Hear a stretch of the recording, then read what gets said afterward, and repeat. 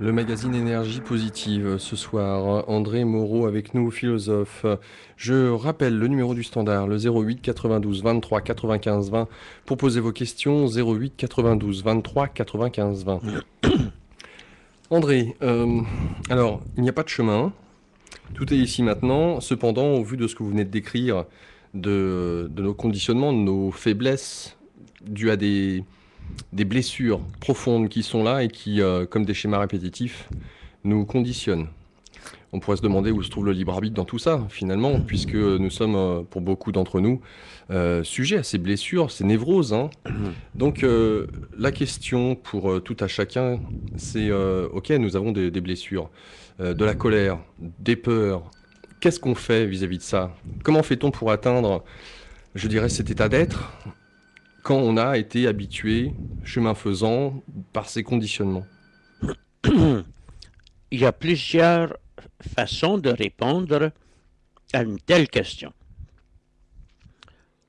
Premièrement, nous savons que la connaissance de soi nous ramène à des souvenirs, des habitudes, des croyances contractées et aussi, bien sûr, des blessures. Et j'ai commencé par me demander, mais alors très jeune, j'avais 19 ans, si se connaître n'était pas néfaste, car c'était comme entretenir, sous forme de réminiscence du passé, ses blessures, ses déséquilibres. Et puis il m'est venu une grande idée. Si au lieu de se connaître et de chercher constamment à faire un lien continu avec le passé, ce qui nous amène inévitablement à souffrir des problèmes que nous avons vécus, on se mettait à s'inventer. Alors je me suis dit, est-il possible de s'inventer à neuf, chaque jour, chaque matin, et de dire, maintenant, aujourd'hui, que serais-je? Eh bien, je le fais maintenant depuis 40 ans. Si bien que la connaissance de soi, m'apparaissant souvent sous une forme d'introspection ou de rétrospection, m'apparaît de plus en plus suspecte. Et comme j'ai un tempérament enthousiaste, un tempérament de feu, eh bien, j'ai entrepris de m'inventer. En me consacrant à ce que je voulais être au cours de la journée, je me suis aperçu que je n'avais pas le temps de penser à ce que j'avais été hier ou avant-hier. Ici, j'ai invoqué un peu des souvenirs de mon enfance au cours de l'émission. Ce n'est pas en tant que objet d'une nostalgie. Ce n'était pas en guise de regret. J'ai plutôt pensé que ça permettrait aux gens de comprendre ceci. On peut être sage quand on est enfant. On peut être arrivé quand on est adolescent. Et dans ces cas-là, les parents auraient beaucoup à apprendre de leur progéniture.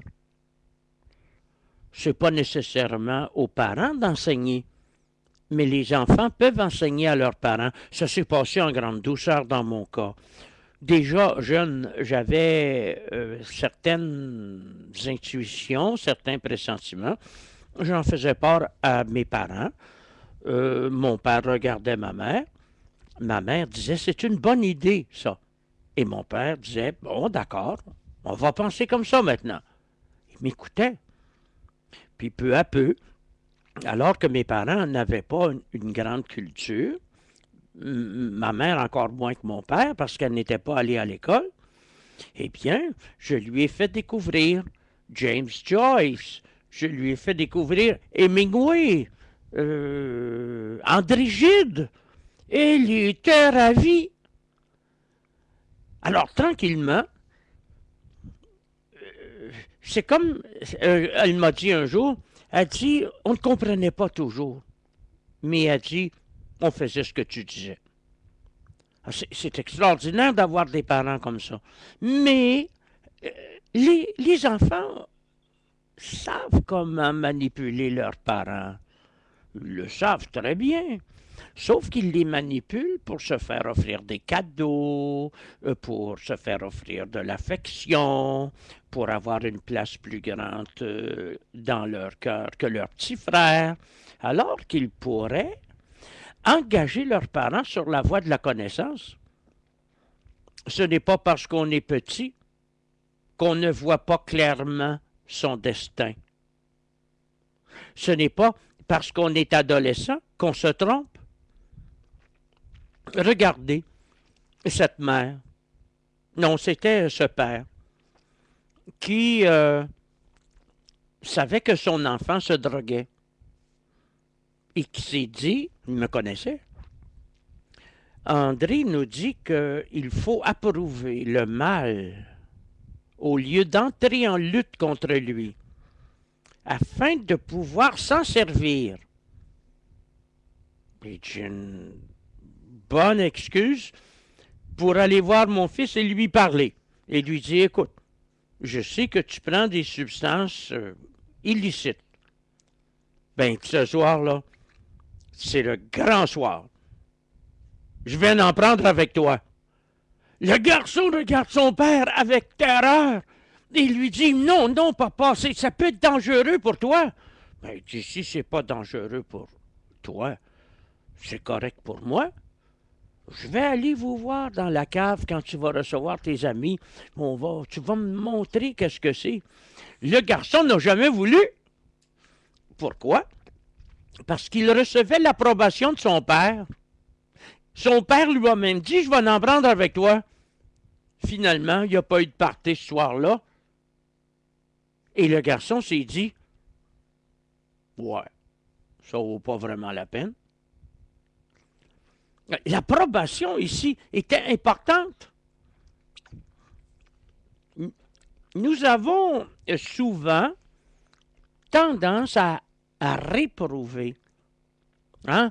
On entend le Vatican qui condamne ceci, le président Obama qui condamne cela. Je me dis parfois en écoutant les nouvelles, ces gens-là sont de vrais ignorants. Ils ne comprennent pas que ce qu'ils condamnent va les condamner un jour. Ils n'ont pas l'air de comprendre.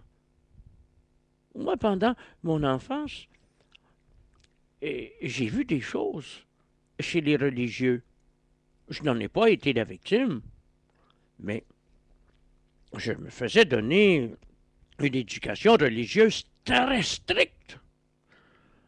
On a abusé sûrement de ma jeune intelligence en me menaçant des peines de l'enfer, en me décrivant ad nauseam les tourments que je subirais pour l'éternité si je désobéissais, si je touchais à mon corps.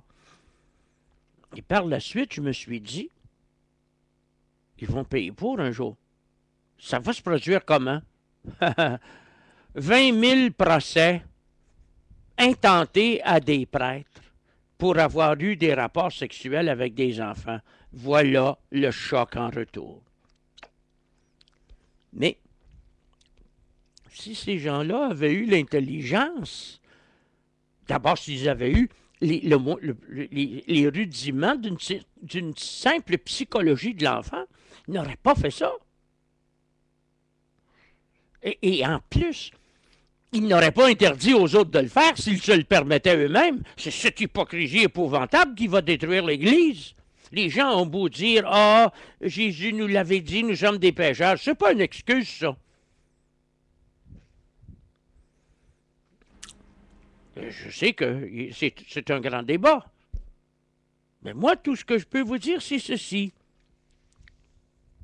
Nous ne sommes pas obligés de nous soumettre à un mouvement d'étude de notre cas, avec l'aide des psys, avec l'aide des moyens de recherche que nous avons aujourd'hui, pour comprendre notre passé, pour régler la question des refoulements et surtout pour essayer de fouiller dans nos égouts intérieurs afin d'y découvrir une certaine merdité qu'on veut expulser. Non, non. Je dis non à l'introversion, non à la rétroversion. Et je vous dis, vous devez vous occuper correctement de votre présent et s'il vous reste du temps, en avant et en haut. Pas en arrière et en dedans. En arrière, c'est lourd à porter. Ce sont des chaînes. En dedans, ça pue. Restez tranquille. 08 92 23 95 20, nous accueillons Paul, André. D'accord. Paul, bonsoir. Bonsoir, Paul. Bonsoir André. Ça va bien? Ça va bien, et toi? Ben oui, moi, je suis en pleine forme. Je me permets de te tutoyer, Oui, je suppose oui. que ça va? Oui, oui, oui. J'ai apprécié la soirée et je me manifestais pour... Ah, j'ai un écho tout d'un coup. Et j'aime donc... Bon, bah, tant pis pour l'écho. J'ai pas trouvé en fait le livre téléchargeable en PDF, du moins gratuitement. Je m'attendais à ce que ce soit gratuit. Non, c'est 5 € pour le télécharger en PDF. Je ne connais pas les prix, vous savez, je ne m'occupe pas de ça. Je pensais que c'était 4 $ canadiens, mais vous m'apprenez que c'est 5 €. Oui, 4,78 € précisément sur lulu.com. Bien, très souvent, certains de mes livres qui ont connu 3 et 4 éditions sont épuisés et il faut les télécharger. Bien, je ne sais pas comment vous dire. Posez-moi les questions que vous auriez peut-être, auxquelles vous auriez peut-être trouvé des réponses dans ce livre. Moi, je suis prêt à dialoguer avec vous. Puis vous pouvez m'appeler aussi. Vous pouvez m'appeler à Montréal. D'accord. Hein, mon numéro de téléphone à Montréal, c'est 514-279-4808. Ce numéro-là, il n'y a pratiquement personne qui m'appelle. Les gens se disent, si je l'appelle, il va peut-être me dire quelque chose d'effrayant, comme réveille ta divinité intérieure. Les gens se... J'ai pas de problème avec ça de mon côté non plus. Et je répète le numéro pour bien comprendre, 514-279-4808. C'est ça. OK. Vous m'appelez, essayez de... Vous savez qu'il y a un décalage de 6 heures. Alors, appelez-moi après 11 heures. Moi, vers 10 heures, je dicte. À 11 heures, j'ai fini de dicter. Ça veut dire qu'il est chez vous, ici, 17 heures. D'accord. Vous m'appelez à peu près à ce moment-là, puis je vais souvent être présent. Si je ne suis pas là, ne vous alarmez pas, je n'ai pas de répondeur. Parce que ça pourrait s'accumuler, puis je ne voudrais pas me mettre dans l'obligation de travailler. Oui, c'est clair que là, comme dit le chanteur, comment est-ce qu'il s'appelle, le chanteur de la Louisiane? Vous savez... De la Louisiane, oui, la Louisiane. Alors, il dit, oui, français. voler, c'est pas beau, et travailler, c'est trop dur. Alors, je vous invite à prendre contact avec moi et ça me fera grand plaisir d'échanger avec vous. Réciproquement. Ben, merci. Merci à vous. Merci à Laurent. Ben, merci à toi, Paul. À bientôt. Au revoir. Au revoir. 08 92 23 95 20, nous accueillons Olivier. Olivier, bonsoir. Bonsoir à tout le monde, bonsoir à l'intervenant qui est très charmant, bonsoir à toi Laurent et bonsoir à tout le monde. Bonsoir Olivier. Ouais, donc moi je voulais parler par rapport à la métaphysique, le prix Nobel. Le prix Nobel. Par rapport aux cristaux qui sont dans les atomes. Ça, c'est pas de la métaphysique, ça. Métaphysique, voilà. C'est de la physique. Tu as entendu parler de ça? Oui, mais si vous me permettez, je ne m'intéresse pas beaucoup aux atomes. Oui, mais ce qu'on a vu dans les atomes, c'est qu'il y avait comme des mandalas. C'est fort possible. J'en ai plein la tête la nuit quand je rêve. Quand tu rêves, tu as des mandalas? Des archétypes, des mandalas, Oui, des des archétypes, plans de des schémas de construction de pensée. l'univers. Des schémas de pensée. Ah oui, j'ai tout ça, là. Alors, j'en cherche pas d'autres. Je suis comblé. C'est comme le cinéma.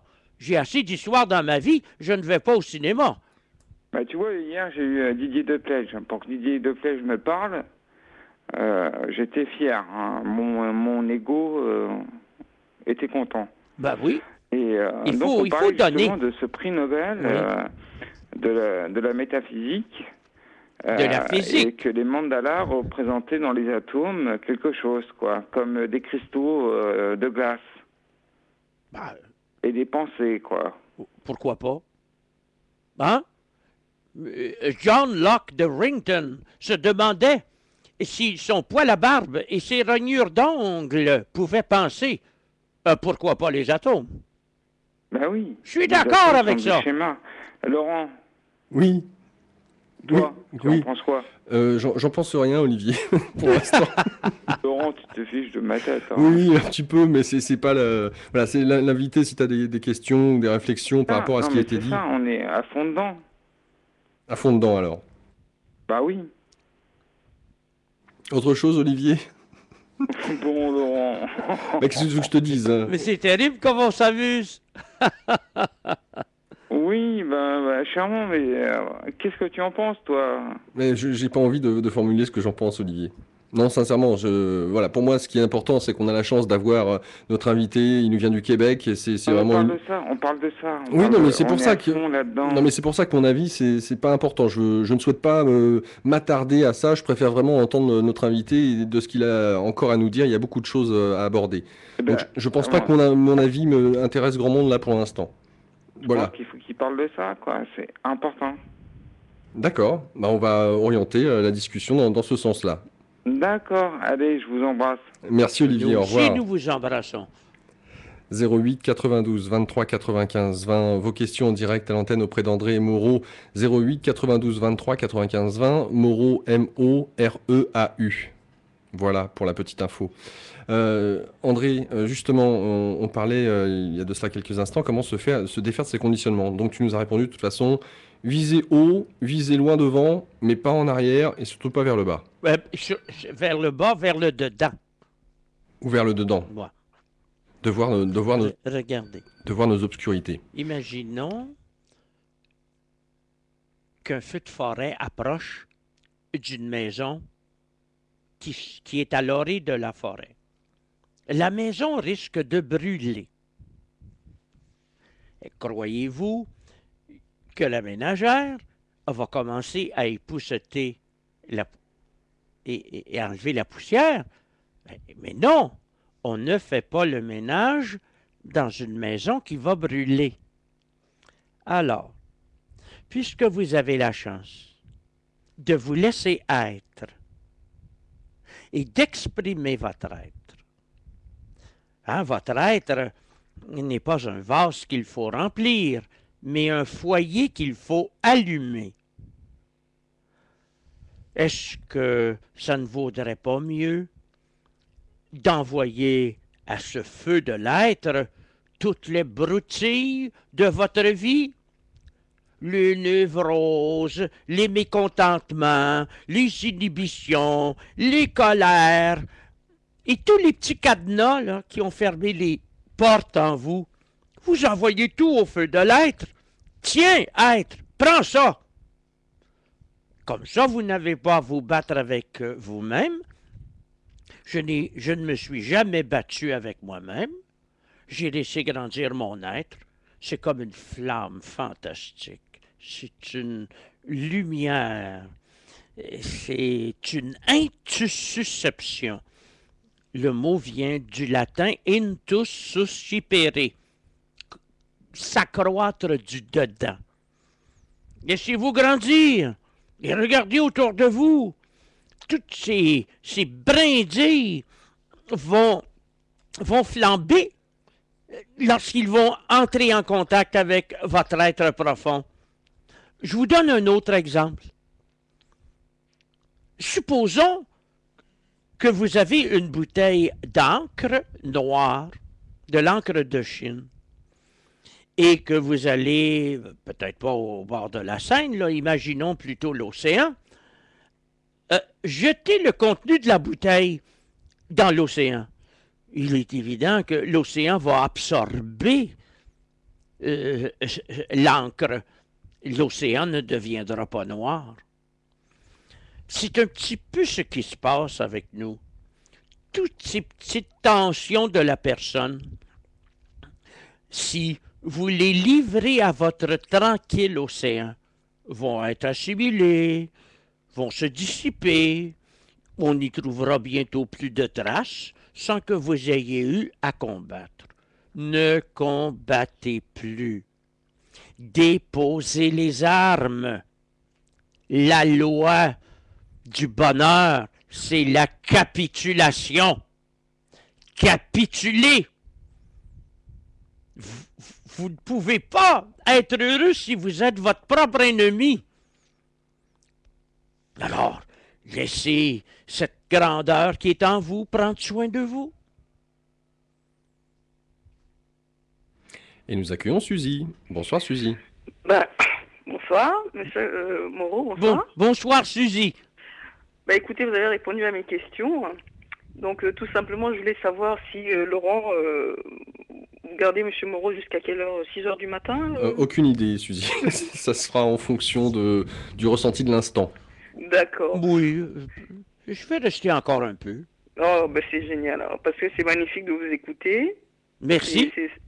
C'est magnifique de vous écouter, c'est un enchantement et j'espère, Laurent, que vous allez le réinviter une prochaine fois.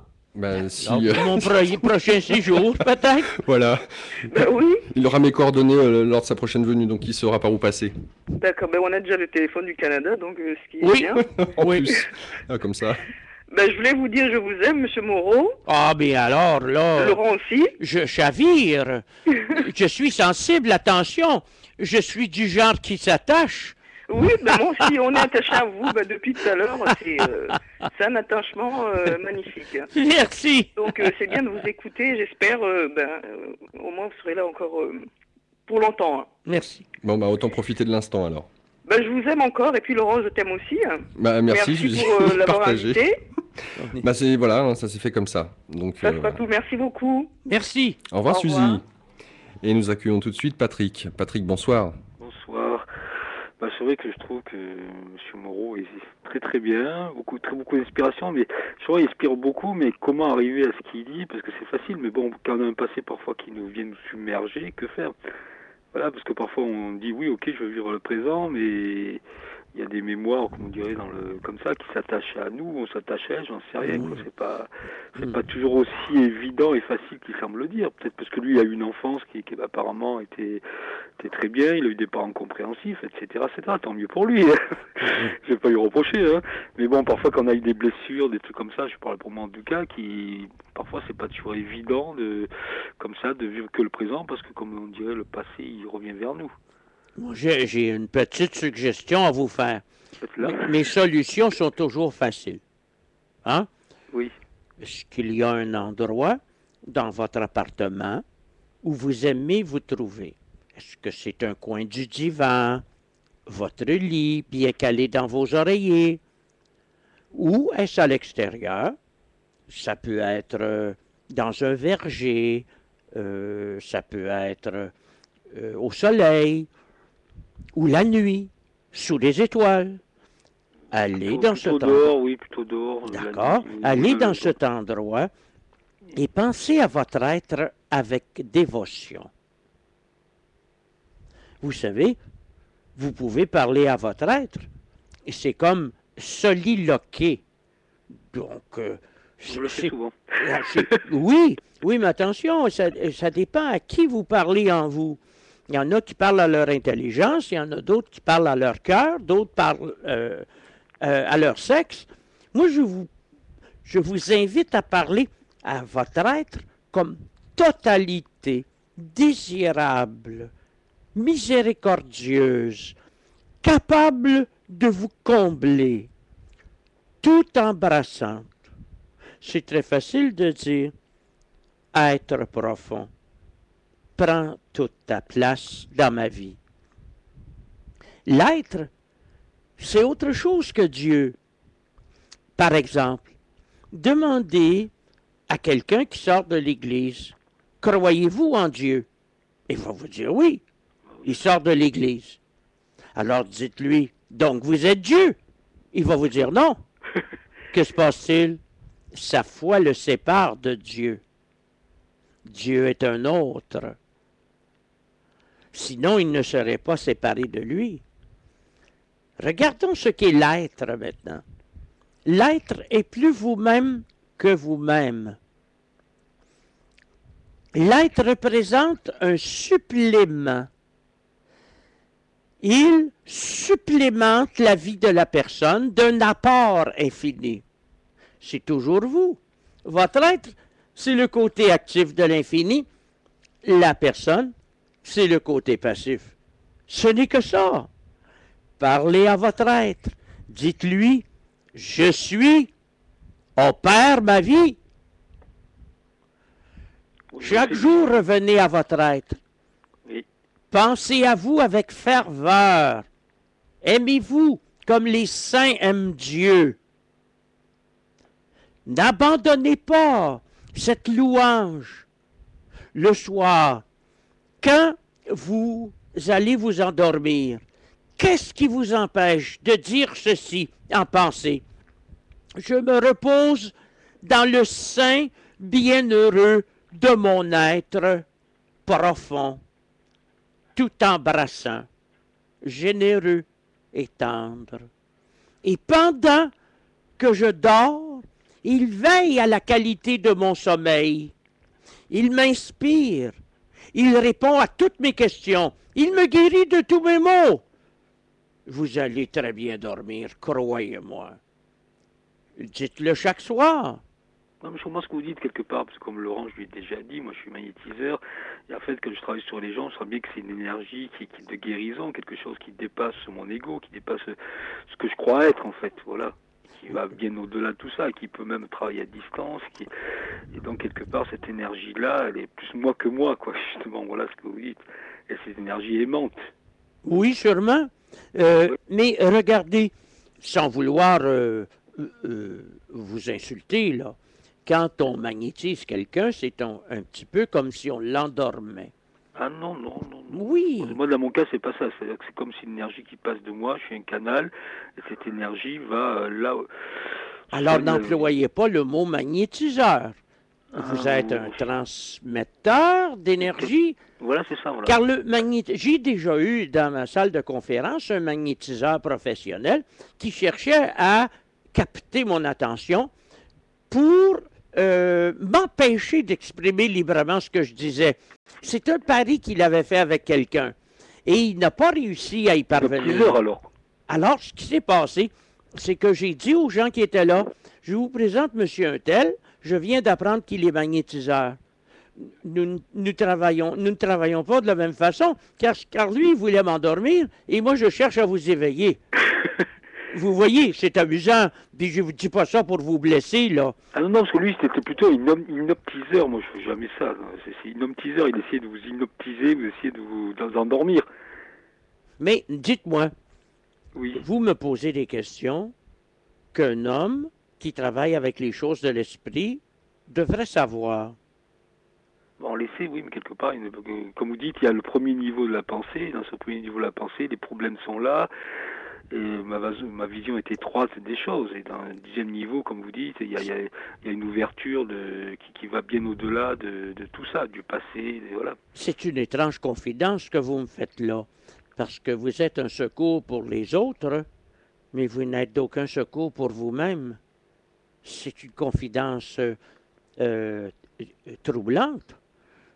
Vous savez, vous devriez peut-être mettre la même application à essayer d'éliminer les obstacles, les interférences qui vous empêchent de constituer votre être véritable. Vous êtes sûrement un homme utile dans la société. Moi, je vous propose de devenir inutile, de laisser tomber les préoccupations, le gagne-pain, l'argent. L'être dont je parle va prendre soin de vous.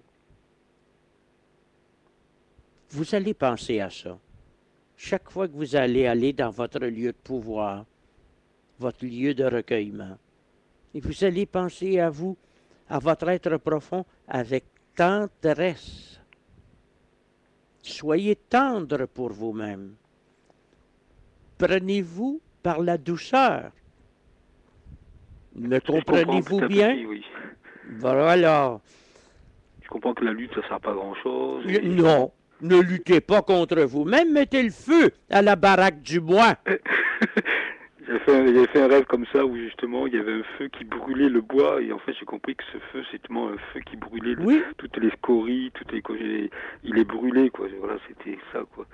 C'était pas, on mettait pas du bois pour allumer le feu, mais c'était le feu qui brûlait toutes les saloperies. Si vous confiez votre vie à votre être, vous ne sortirez pas de vous-même, car votre être est plus vous-même que vous-même, et il va s'occuper de tout, et vous allez devenir du jour au lendemain délicieusement irresponsable. Vous savez, au premier niveau, dans la vie, on est responsable de rien. Puis ensuite, on reçoit une éducation, on entend parler de la morale, et on essaie d'être responsable. Mais il arrive parfois qu'un miracle se produise. Un accident du mystère. Et alors, vous vous éveillez. Alors là, vous devenez à nouveau irresponsable, mais au second niveau de la pensée. Oui, je comprends. Comme dire, Dieu, c'est du luxe. Vous savez, je ne me fais pas de misère dans la vie. Allez-y en douceur. Ok. Alors, merci de votre appel et portez-vous bien. Vous aussi. Merci. Merci beaucoup. Au revoir Patrick. Au revoir Laurent. 08 92 23 95 20. Hubert avec nous. Hubert, bonsoir. Oui, bonsoir. Bonsoir Hubert. C'est André. C'est moi. Voilà, bonsoir André. Ça fait plaisir. C'est intéressant de vous écouter. Je me questionne sur c'est quoi l'être? Ah, ça, vous savez, il faut être attentif aux échos qui vous viennent du fond de vous-même.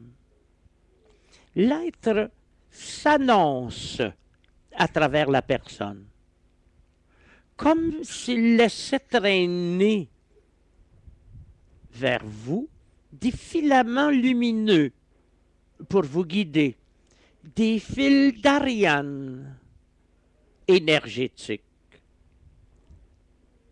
très fins. À un moment donné, il vous vient de drôles d'idées. Moi, il m'en est venu une, il y a plusieurs années. Et si je transformais mon appartement en temple du Dieu vivant? Alors, je me suis dit, oui, je pourrais vivre d'une façon merveilleuse. Tous les gens maintenant qui vont entrer ici sentiront que c'est un espace de force. Je me suis mis à bénir mon appartement. Ma compagne de l'époque l'a béni avec moi. Nous avons changé un peu notre mode de vie. Nous avons éliminé certains bruits et nous avons installé le silence. Puis, nous avons fait des méditations pour que le poids de lumière de l'être, que j'appelle la grâce, vienne sur nous. C'est après bien des années que Jackie, qui vit avec moi dans mon appartement aujourd'hui, s'est présentée et qu'elle a dit en entrant chez moi, « Je ne veux plus jamais quitter cet endroit. » Il était chargé. Vous vous demandez ce qu'est l'être? C'est comme le levain qui fait lever la pâte. C'est comme l'étincelle qui fait flamber la forêt. C'est quelque chose qui n'est pas en nous, mais qui doit venir en nous. Le mot « en nous » est peut-être un peu faux, car dans l'être, l'intérieur et l'extérieur ne font qu'un.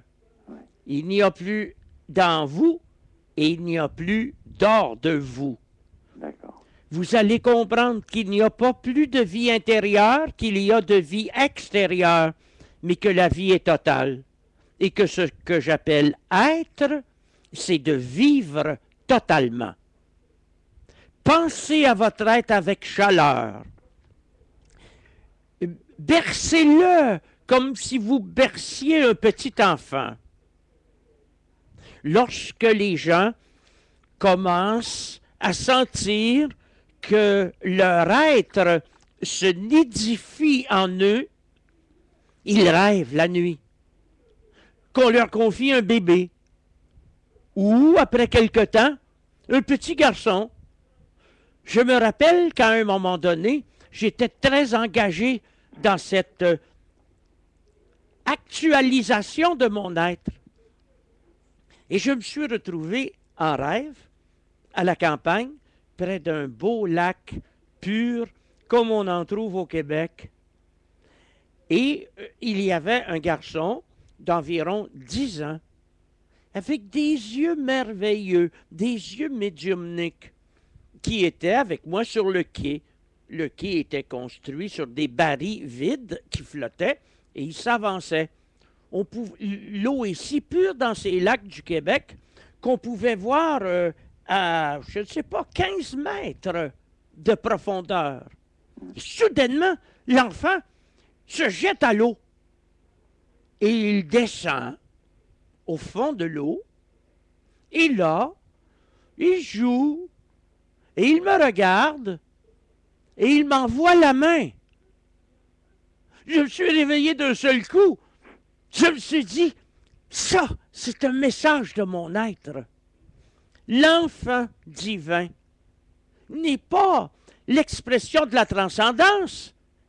Il est l'annonce de l'immanence. Et cet enfant-là ne semblait pas avoir de problème à respirer sous l'eau. Il semblait joueur. Je ne sais pas si vous connaissez le livre de Carl Gustav Jung, illustré, L'homme et ses symboles. Non. Avez-vous un crayon? Oui, j'ai un crayon. Prenez le titre, L'homme et ses symboles. Oui. À peu près dans la moitié du livre, c'est un livre illustré très beau. Achetez pas la version courte. Achetez la version longue, parce que dans la version longue, il y a des couleurs. Et là, vous allez voir une peinture du peintre Birkhäuser. B-I-R-K-A-U-Z-E-R. Il décrit un enfant céleste chevauchant une bête monstrueuse qui crache du feu, dont le pelage est blanc. L'enfant chevauche la bête dans le champ des étoiles. C'est la nuit. L'enfant a une forme phosphorescente. Il a 4 bras et il tient une grande fleur. Il y a dans le ciel noir une grande planète orange. Alors, Jung, qui présente cette toile, la commente ainsi. La bête, c'est nous, instinctivement. L'enfant divin, transparent, à 4 bras, qui représente finalement des symboles quadruples, représente notre être profond, le soi rayonnant.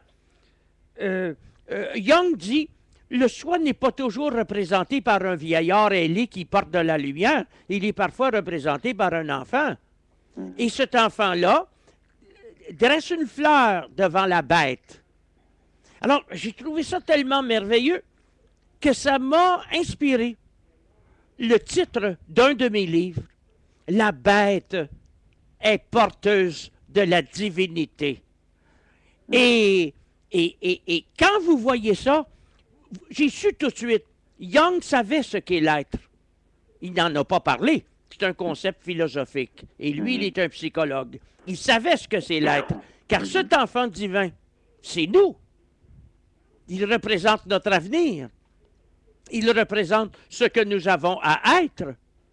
Et qu'en un sens, nous sommes déjà. Puisque nous nous précédons vers notre avenir pour pouvoir nous attendre. M'a-t-on compris? Oui, j'ai bien compris.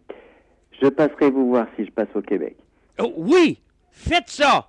On ira manger du bacon et des œufs avec des toasts aux fèves au lard. Merci. Entendu. Merci à vous. Au revoir Hubert, merci à vous. Et nous accueillons tout de suite Monique. Monique, bonsoir. Bonsoir Laurent. Et je vais vous demander d'éteindre votre radio, Monique. Ah oui. Oui, oui. Voilà. Vous allez bien, Monique? Eh bien, je vais mieux grâce à vous, c'est pour ça que je téléphone.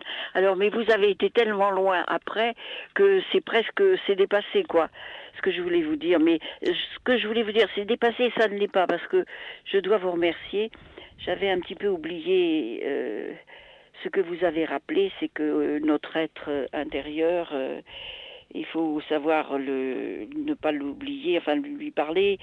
Je sais pas, enfin vous m'avez remonté le moral parce que j'avais une baisse de morale terrible. Ah, c'est terrible ça. Mais écoutez bien ceci. Votre être n'est pas plus intérieur qu'extérieur. Oui, voilà, c'est nous, quoi. Il est peut-être en ce moment sous la forme d'un chat qui vous observe. Oui. Vous savez, même une plante peut refléter votre être. Oh, tout à fait. Car à partir du moment où vous reconnaissez votre être, vous pouvez faire un investissement éthérique à toute chose. Oui. Les plantes, là, Oui. c'est pas seulement vivant, c'est conscient. Mais c'est ça que vous m'avez rappelé. Pour tout ça, tout ce que vous venez de dire là encore, sont des choses, voilà. Bon, mais de temps en temps, je ne suis qu'un humain un petit peu avec toutes ses faiblesses et tout. Pourquoi faites-vous un aveu d'impuissance ici?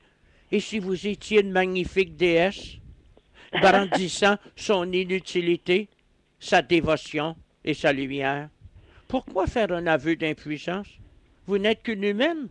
Je pourrais vous dire, si j'étais ironique, alors vous ne m'intéressez pas. Je ne m'intéresse qu'à ceux qui sont conscients de leur divinité.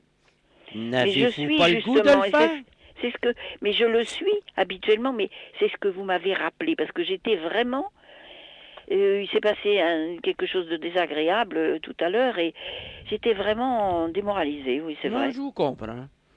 Mais pensez à votre être dans ces moments-là. Dites-lui, oui. Règle donc cette question. Bâillonne donc cet emmerdeur qui m'abreuve de paroles insensées.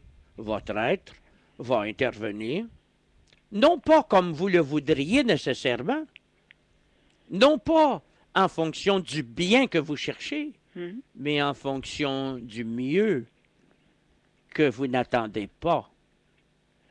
Ah. Souvent, on veut le bien, mais on oublie le mieux. Votre être s'en charge. Vous, en tant que personne, faites votre possible. L'être, lui, va faire l'impossible. Vous avez des paroles très simples, mais en même temps, vous êtes vraiment très, très, très pointu. Hein. Il y a des choses que vous sentez. Oui. Probablement à la voix, probablement, je ne sais pas. Enfin, bref, ça, vous êtes formidable. Hein. Et je n'ai même pas, j'ai pris en route, j'ai écouté ce que vous avez dit, mais je ne connais même pas votre nom. Je m'appelle André Moreau. Je suis un philosophe québécois, oui. C'est-à-dire un chasseur d'évidences sauvages. Ah. Moreau, R-E-A-U? Oui. Ah, ça me... Vraiment... Ça, formidable. Alors, l'homme et ses symboles, c'est de vous? Non, c'est de Carl Gustav Jung. Ah. J-U-N-G. C'est le grand psychologue de Zurich. Ah, d'accord. C'est un livre merveilleux. Ah oui? Achetez-le dans le grand format, illustré en couleur. Vous ne le regretterez pas. Grand format, illustré couleur. Et puis l'autre livre, là, dont vous avez parlé, La bête est porteuse de la civilité, c'est vous? De la divinité, c'est mon livre. J'en ai 60. Alors, c'est un d'entre eux. Vous en avez combien? J'ai écrit beaucoup. J'ai écrit plus d'une centaine de livres. Oh, j'en ai publié 61 exactement. Eh ben, si c'est de la même veine que ce que vous avez dit tout à l'heure, je comprends que Laurent veuille plutôt vous écouter vous que d'écouter des personnes qui veulent trop creuser. Il faut pardonner à Laurent. Oui, Dès bien qu'il sûr. m'a vu, il a eu un préjugé sympathique. C'est une faiblesse. Oui. Oh ben on en a tous, hein. La preuve c'est que... La preuve... Mais moi vraiment, vous savez, vous m'avez vraiment tiré un petit peu, c'est comme si vous m'aviez un petit peu tiré de, je sais pas moi. Vous savez, quand j'ai un problème, au lieu de prendre une arquebuse, je sors le canon. Ah bon. Et alors, quand tout vole en éclats, qu'est-ce que vous faites? Mais moi c'est pas compliqué. Je ne reste pas aux prises avec des poussières, là. Ouais, Je vais à l'essentiel. ouais. Mais, Oui. excusez-moi, mais lorsqu'on est, comment dire, parce qu'on s'implique beaucoup, est-ce qu'on a l'intelligence d'aller à l'essentiel? Quelquefois, on est aveuglé par... Ne vous posez pas des questions inutiles. Ouais. Bénissez votre intelligence. Dites à votre intelligence, ouvre-toi, comprends tout, explique tout, va à l'être. L'objet premier de l'intelligence, c'est l'être. Ouais. Et comme votre être flamboie, il va falloir que votre intelligence humaine s'adapte et Ouais. qu'elle reçoive un peu d'être. C'est pourquoi la grâce existe. La grâce est le poids de clarté de votre être. J'aime bien comme vous présentez les choses. Hein. Ça, alors, ça peut pas être plus simple que ça. C'est simple aussi pourtant ce que j'ai... Enfin, ce à quoi je suis arrivée. Mais vous vraiment, je ne sais pas comment vous faites, mais ça, c'est plutôt formidable. Hein. Je vais vous dire une chose, c'est pas un secret. Sentez-vous Dieu et regardez ce qui va arriver avec vos petites misères, vos Mais problèmes. regardez ce que vous me dites là. C'est fantastique. Et toutes les choses que vous dites là, c'est formidable. Ce sont des choses que j'ai déjà senties. Vous me ramenez dans le chemin. Voilà, j'étais un petit peu égarée. J'avais le moral au 36e dessous. Et vous, toutes les paroles que vous dites, ça éveille quelque chose en moi.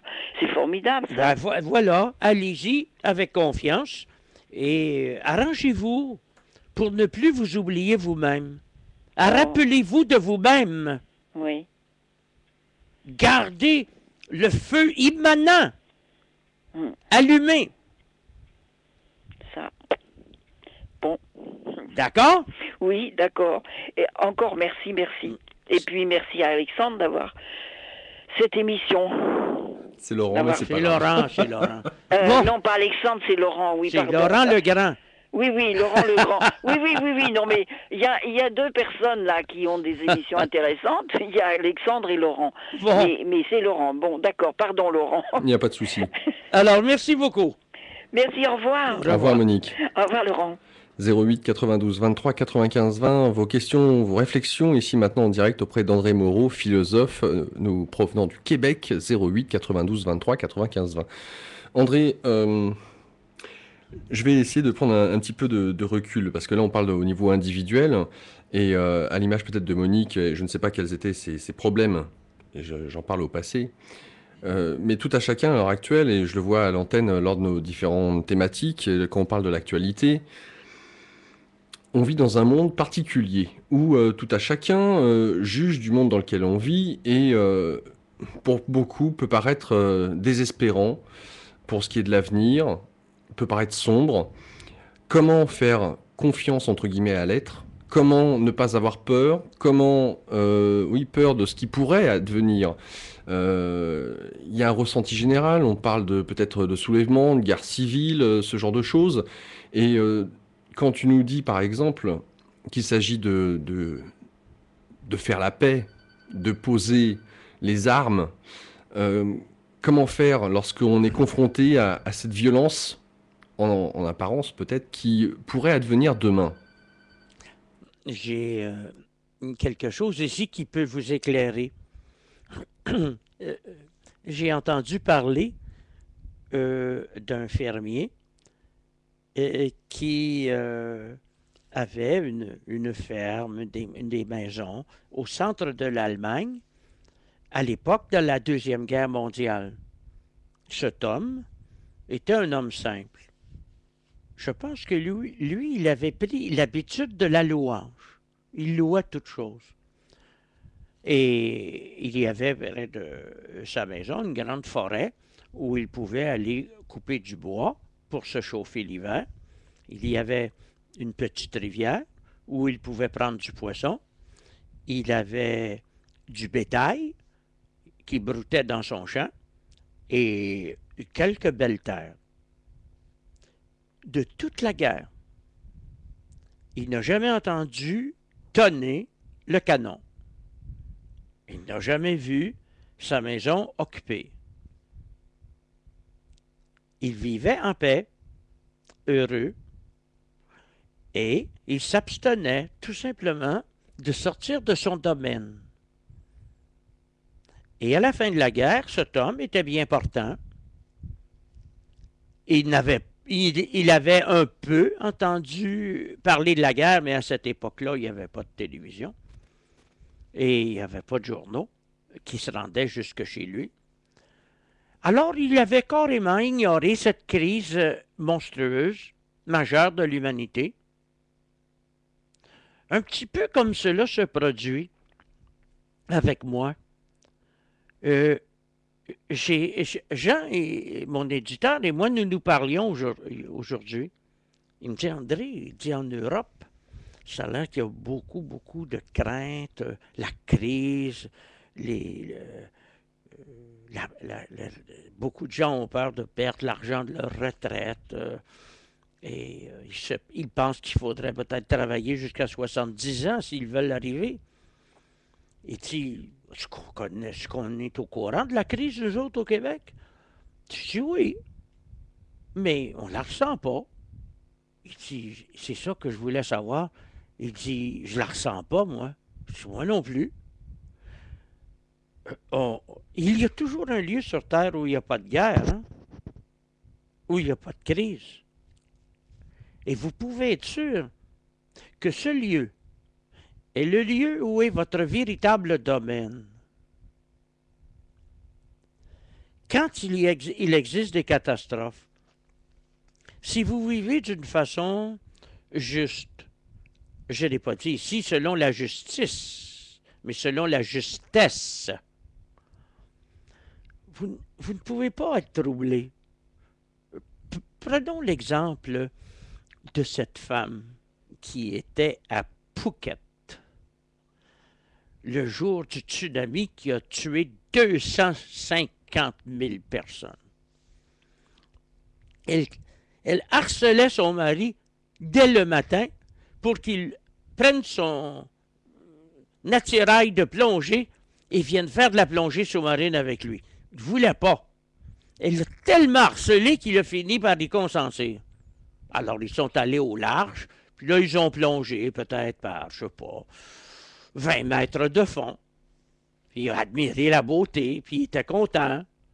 À un moment donné, ils ont bien senti une certaine effervescence de l'eau. Il y avait des bulles. Leur corps a même été déplacé, mais pas de façon violente. Ils ont pensé c'est probablement un courant sous-marin. Mais quand ils sont remontés à la surface et qu'ils ont regardé vers le rivage, le village avait disparu. Et il y avait plein de corps qui flottaient autour d'eux. J'ai demandé à quelqu'un qui m'avait parlé de cette nouvelle, qu'est-ce que tu crois qui s'est produit? Cette aventure illustre parfaitement mon principe. Au cœur du danger, la sauvegarde. C'est évident qu'il fallait aller dans l'eau pour échapper au tsunami. C'est dans l'eau qu'était le secours, pas sur terre. La lame a pénétré jusqu'à 20 km dans les terres. On a retrouvé des requins sur des routes à l'intérieur des terres. Mais les gens ne comprennent pas qu'on n'a pas à lutter contre le mal, c'est notre demeure.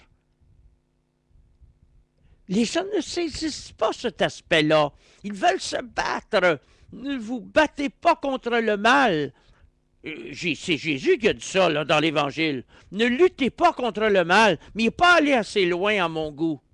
Moi, je dirais, approuvez-le. Lorsque vous approuvez le mal, il se dissipe parce que toute conscience épuise son objet. Alors, voyez-vous, ce qui se produit, c'est que nous sommes engagés dans un procès avec le monde. Si vous êtes dans votre véritable domaine, comme ce fermier qui n'a pas entendu un seul bruit d'explosion pendant toute la guerre mondiale, en plein cœur de l'Allemagne nazie, comme cette femme qui a eu l'intuition, parce qu'elle était attentive à elle-même, de faire de la plongée le jour où tant de dizaines de milliers de morts ont été emportés par la vague. Eh bien, sachez que même s'il venait un cataclysme encore plus grand, la chute d'une comète, restez attentif à votre être.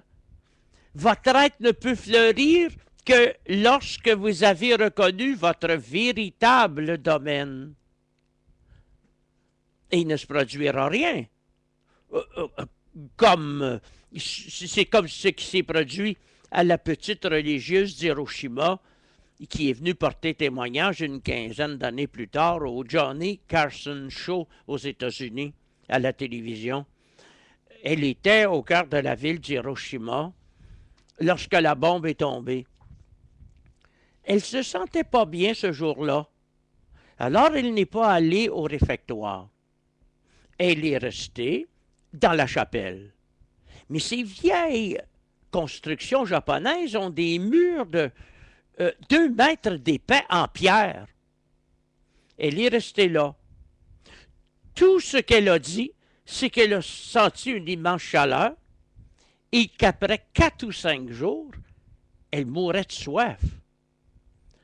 Quand elle a osé regarder dehors, il n'y avait plus de ville. Et les pavés étaient rougeoyants. Après 5 jours, elle s'est aperçue que certains pavés avaient refroidi. Et alors, les spécialistes des radiations qui arrivaient avec des combinaisons anti-radiation ont vu cette petite sœur frêle qui sautait d'un pavé à l'autre, comme les enfants qui jouent à la marelle. Ils ont été étonnés de voir qu'elle était encore en vie. Et non seulement elle n'a souffert de rien, elle n'a jamais eu de conséquences des soi-disant brûlures de la bombe atomique. Alors, voyez-vous, ça, ce sont des exemples. Votre être, là, il ne se développe pas sous la loi générale. Il se développe sous la loi d'exception.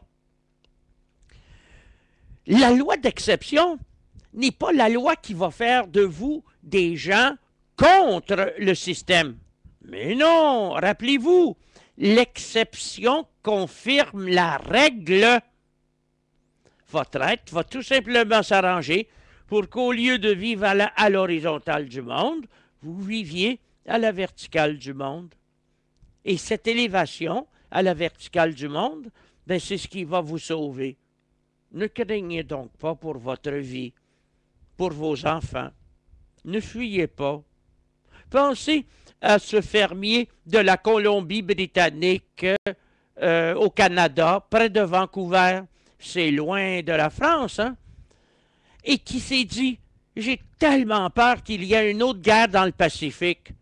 Je vais aller aussi loin que je le peux vers des terres sauvages. Et il a choisi, nous étions en 1980, les îles Malouines, au sud de l'Argentine, des possessions britanniques. On les appelle en anglais les Falklands. Eh bien, dès le 2e matin de son installation, une bombe fait exploser sa grange. C'est c'était le déclenchement de la guerre des Malouines. Est-ce que cela valait la peine de traverser le monde entier pour aller recevoir une bombe sur la terre, sur la tête? Il aurait mieux fait de rester chez lui à Vancouver et de se dire, mon être crée autour de moi une aura de puissance, rien ne me menace, je suis un homme béni. Vous savez, vous avez tout à gagner à vous bénir. Si vous êtes mal pris, bénissez. Quelque chose va se produire que vous ne remarquerez peut-être pas. Car la bénédiction agissant selon les voies de l'être, n'oubliez pas, c'est un investissement éthérique, va peut-être négliger le bien que vous attendez. Et elle va, en son temps, vous accorder le mieux que vous n'espériez pas. Moi, je m'en remets toujours à ce que Bhagwan Rajneesh disait. Il n'y a pas de destin. Il n'y a que la confiance. Voilà. 08 92 23 95 20 pour vos appels. Nous accueillons Fanny. Fanny, bonsoir. Bonsoir. Bonsoir, Fanny. Bonsoir, Laurent. Bonsoir, Monsieur Moreau. André. Ok. Je suis vraiment très, très impressionnée et captivée par ce que vous dites. Franchement, je pense que c'est le cas de beaucoup d'auditeurs. Et donc, je voulais poser une question peut-être assez terre à terre et peut-être assez éloignée du sujet dont vous parlez maintenant. Allez-y. Mais je pense que vous pourrez m'apporter une réponse et j'en ai besoin. Enfin, je parle très modestement. J'essaie de... En fait, depuis que je connais ici et maintenant, ça m'a énormément apporté dans ma vie. Et j'essaie d'être un peu plus spirituelle, pour ainsi dire. Et un problème que je rencontre souvent, c'est justement d'essayer d'être à un niveau de pensée supérieur, dont vous parlez tout à l'heure, mais souvent, ça dure pas longtemps. Je veux dire, à un certain moment, je redescends rapidement à des choses à des émotions beaucoup plus basiques, tout ce qui provoque le stress, qui peut éloigner de l'être profond, justement. Et je me demandais comment on pouvait faire pour rester plus pur, entre guillemets, quoi, pour se sauvegarder de toutes les influences qui peuvent... Je vais vous parler de façon très claire. Une dame s'approche de moi après une conférence. Il me dit, Monsieur Moreau, à quel niveau d'élévation êtes-vous rendu? Je lui dis, Madame, votre question est curieuse. Je suis à tous les niveaux. Là, elle pensait, elle, qu'il y avait des niveaux inférieurs, des niveaux moyens, puis des niveaux supérieurs. Elle a été stupéfaite d'entendre que j'étais à tous les niveaux. Et là, ça l'a comme éclairé. Vous savez, vous ne pouvez pas conquérir un nouveau niveau sans intégrer parfaitement le précédent. Donc, vous ne pouvez pas sortir du niveau où vous êtes. Cessez de penser que vous devez évoluer. Il n'y a pas d'évolution. Que vous devez vous améliorer. La personne qui veut s'améliorer me fait penser à un orfèvre qui croirait augmenter la valeur de son or en y ajoutant des mesures de cuivre. Mais c'est impossible d'améliorer son or. C'est le métal le plus précieux. Je comprends, mais ça me déroute un petit peu. Est-ce que je peux vous parler plus concrètement alors pour... Oui. Je vais dire que par exemple, dans mes relations avec autrui, depuis que j'ai changé d'idée un peu sur les choses, je pense que j'ai un peu plus laissé de place à mon être profond, comme vous dites. Enfin. Et du coup, ça m'a fait voir les choses de façon très, très différente. Mais vraiment, je veux dire, d'une façon à accepter les autres, à accepter la vie, avoir une nouvelle énergie incroyable pendant un certain temps. Et ça m'a permis de changer beaucoup de choses, enfin, de changer certaines de mes relations avec les autres, de voir la vie très différemment. Et d'ailleurs, des gens m'ont dit que j'avais changé, et enfin, ça a été quelque chose pendant un certain temps. Et maintenant, petit à petit, en me confrontant à certaines choses qui me déplaisent, bon, c'est peut-être très égocentrique ce que je suis en train de raconter, mais bon, j'espère que ça peut servir. Bon. Et donc, j'ai peu à peu perdu cette énergie, et j'ai du mal à la retrouver, et ça se ressent sur ma relation avec les autres, sur mon attitude face à moi-même, et j'espère que je suis pas trop longue, non? Mais je comprends parfaitement Et ce que du vous coup, dites. je me demande comment se sauvegarder, enfin, rester en quelque sorte neutre et rester dans un état, je vais dire, de contact avec l'être profond, alors qu'on est soumis aux influences du quotidien, des désagréments, des tracas, de tout ce qui peut nous entre guillemets, redescendre sur Terre, quoi. C'est comme ça que je le sens. Bon, même si vous dites que c'est vraiment être très présent au monde, mais enfin, je sais pas si je m'exprime bien. Mais regardez, il y a un seul mot dans ce que vous avez dit qui m'a fait tiquer. Oui. Et c'est le mot accepter. Vous savez ce que c'est que l'acceptation? C'est la résignation dans l'impuissance. On accepte parce qu'on ne peut pas changer ce qui nous déplaît chez les autres. C'est vrai. N'acceptez plus rien. Oui. Rappelez-vous à vous-même. Et au lieu de vous présenter inconditionnel, comment est-ce que disait Carl Rogers? Ah oui. L'acceptation inconditionnelle d'autrui. Mais oui, c'est ça. Changez ça. Changez ça. Pratiquez la présentation inconditionnelle de vous-même à autrui. N'ayez pas peur de mettre votre être de l'avant.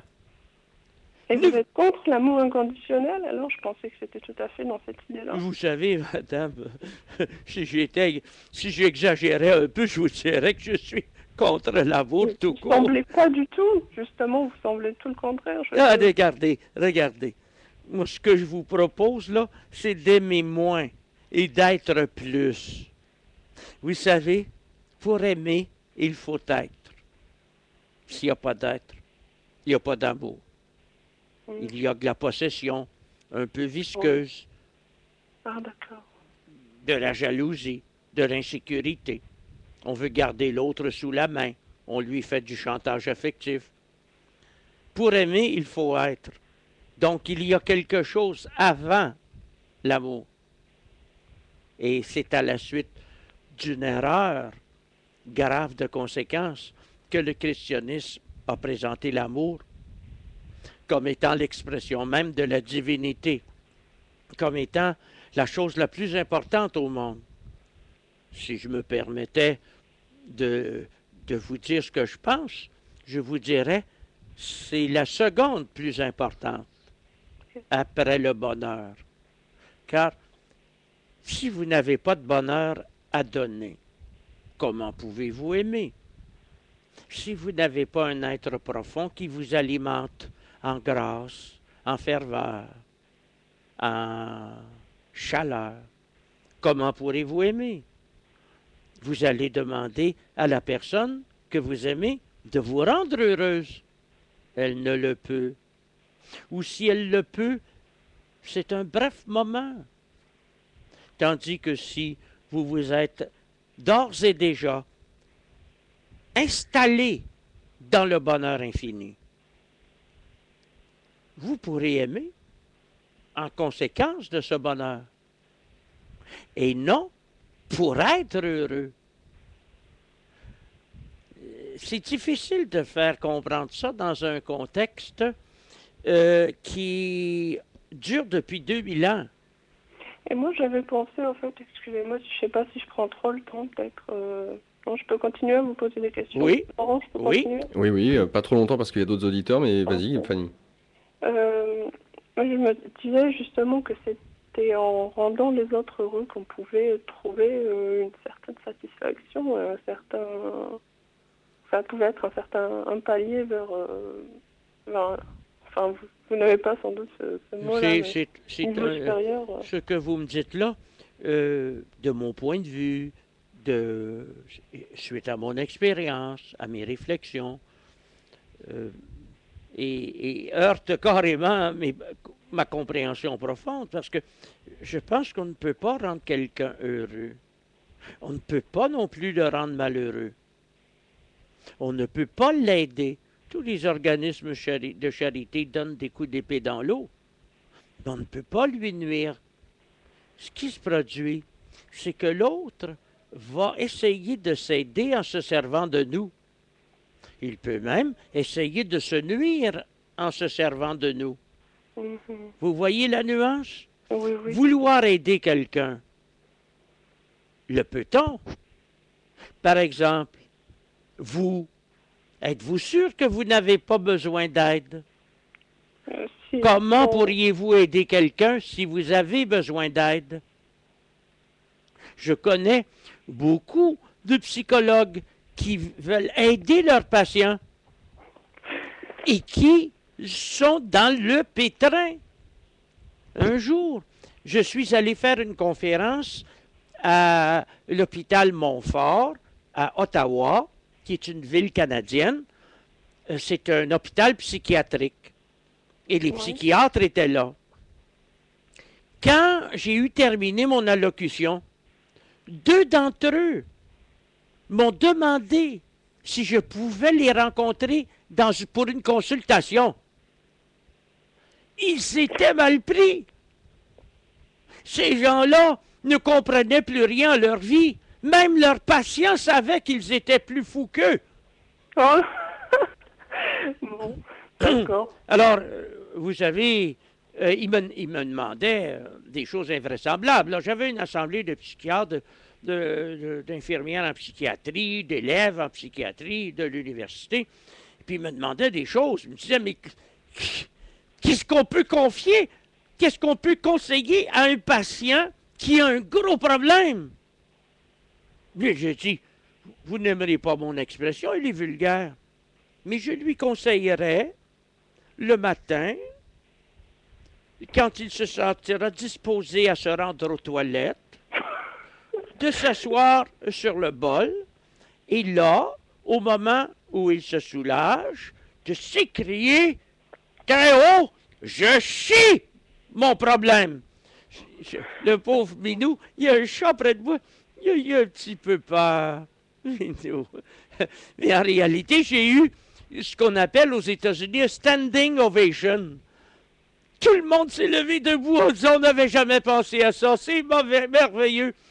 Chier ses problèmes.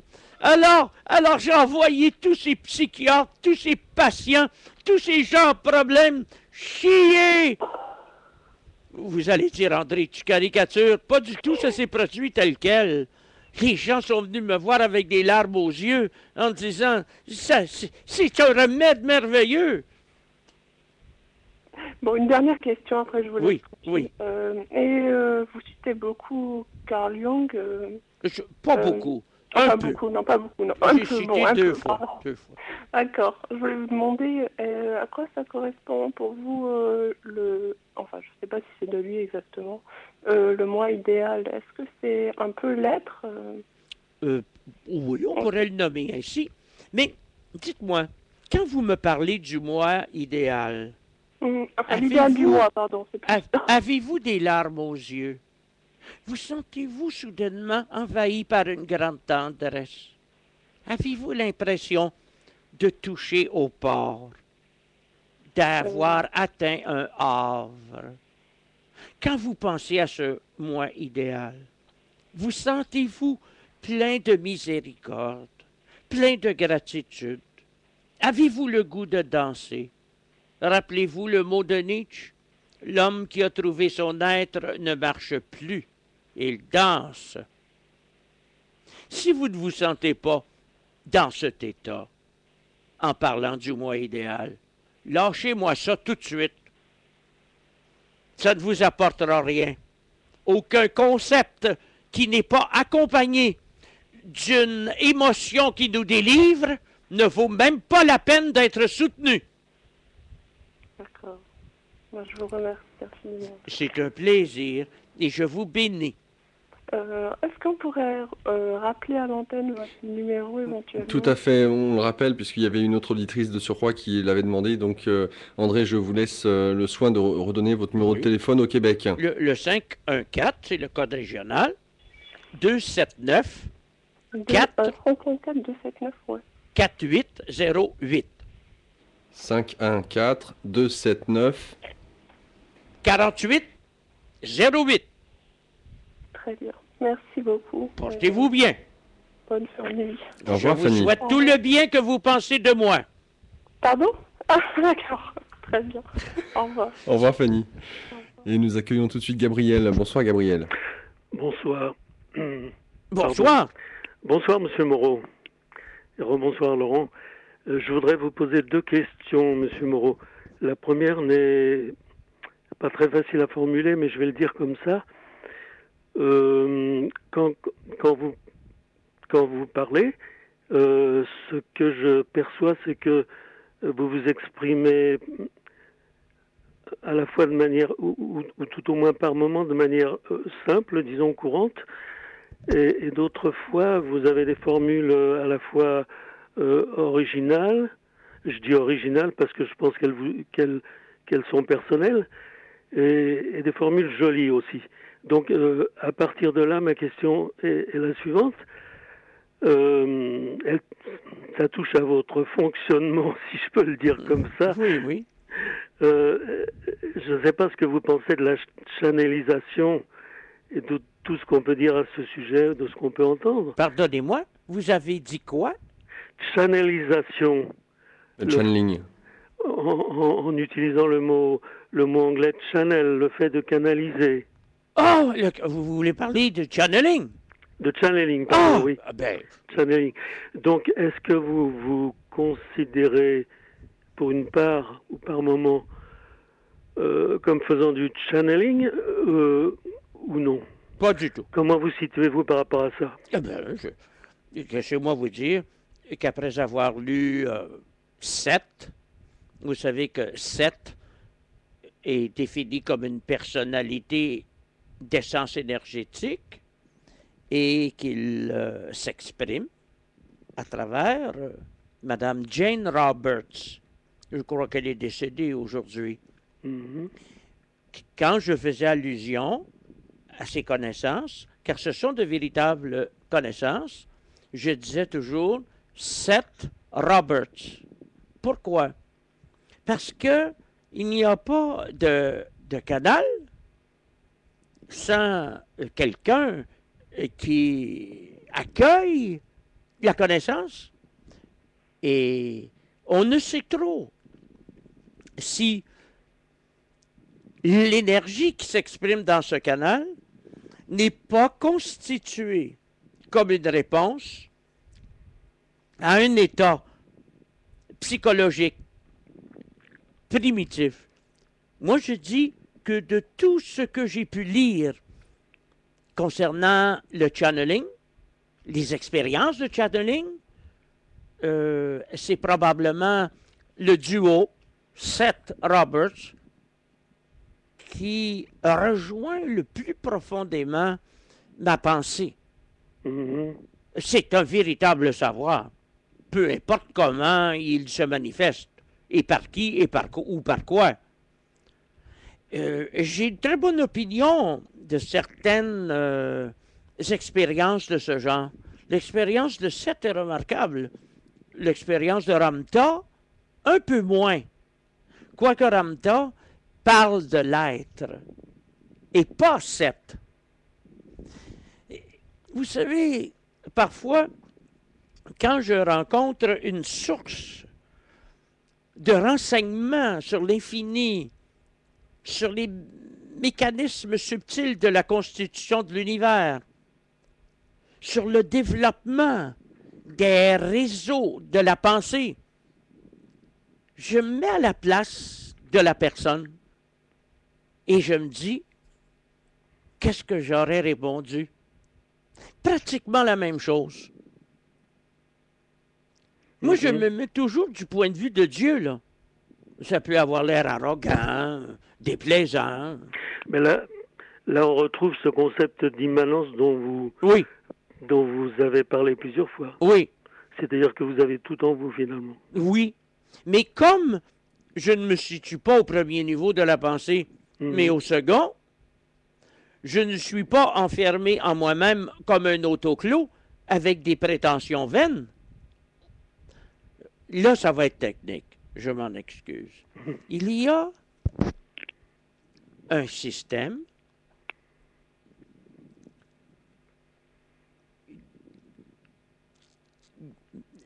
qui dépend de la transcendance. Le chrétien, le musulman sont intégrés dans un système marqué par la transcendance. Moi, je présente un système marqué par l'immanence. Il y a eu d'illustres prédécesseurs. Il y a eu Hegel, il y a eu Spinoza, il y a eu Giordano Bruno et certains idéalistes.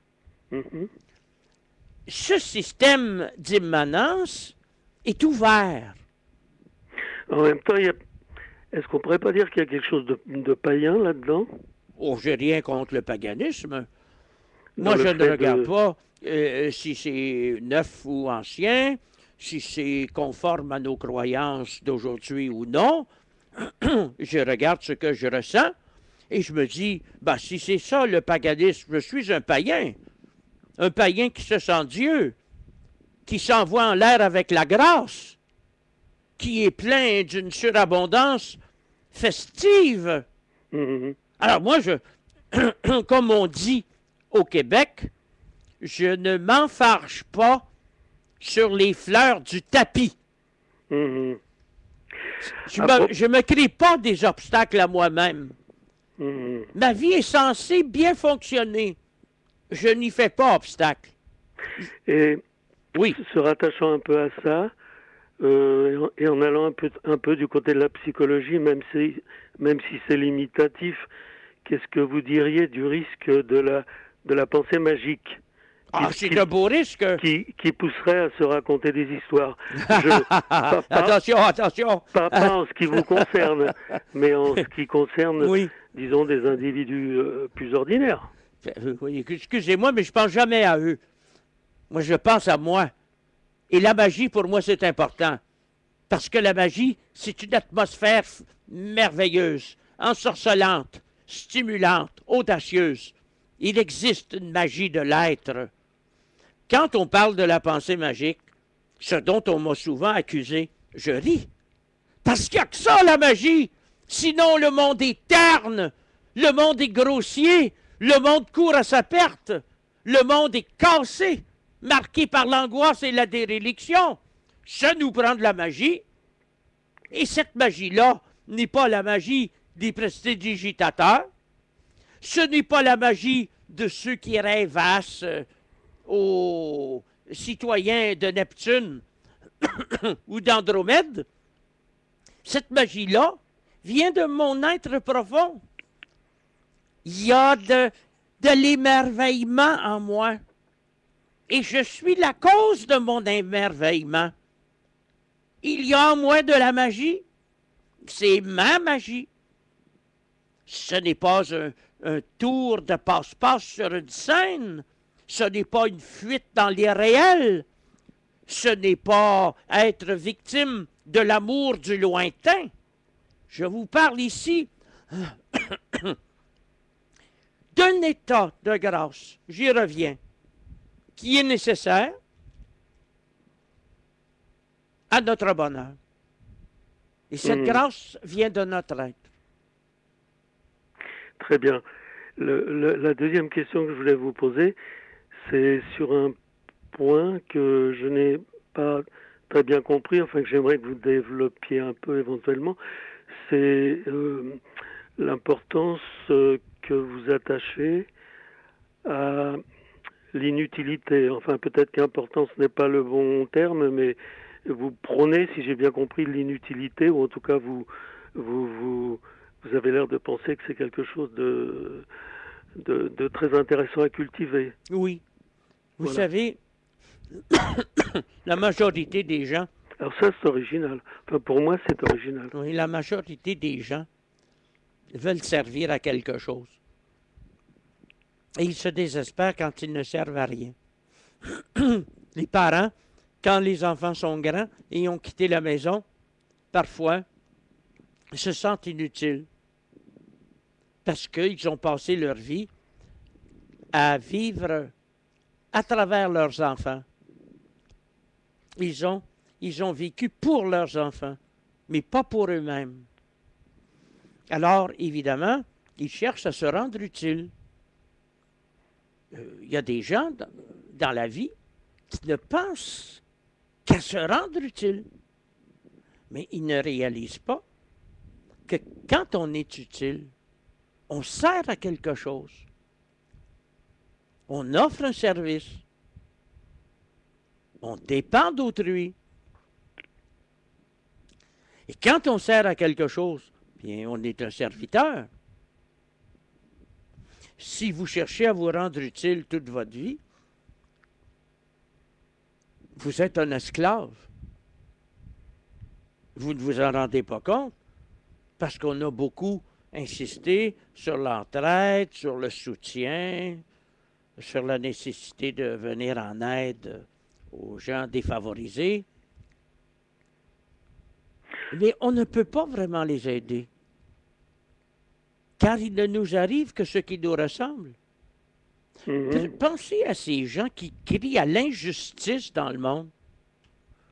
Dites-moi, vous croyez vraiment qu'il y a une seule injustice sur cette terre? Chacun reçoit à chaque instant le salaire de ses pensées. Et tout n'est que justice. Mais on se plaint. Et puis là, on se fait une vision de la misère. On veut aider autrui. On ne réalise pas très souvent qu'on ne peut absolument rien pour autrui, mais que c'est nous qui avons besoin d'aide. On veut aider autrui. Et plus on sert, plus on devient esclave. Oui, ça je comprends très bien. Donc en fait, quand vous parlez d'inutilité, oui, moi ce que j'avais cru comprendre éventuellement qu'on pouvait assimiler ça à comment dire, à de la non pas de la déresponsabilisation, mais à de la futilité, à cultiver la futilité, par exemple. C'est pas du tout ça que vous voulez dire. Vous pensez? Pardon? Vous pensez, là? Vous êtes en train de faire une belle projection.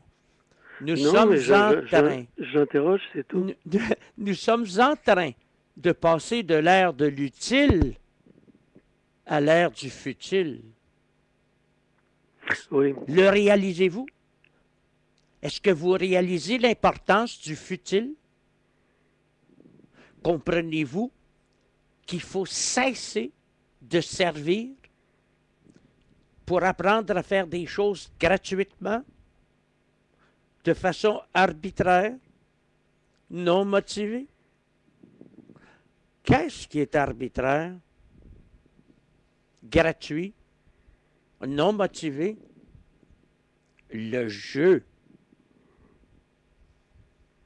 Il nous faut redécouvrir le jeu pour briser le règne des machines.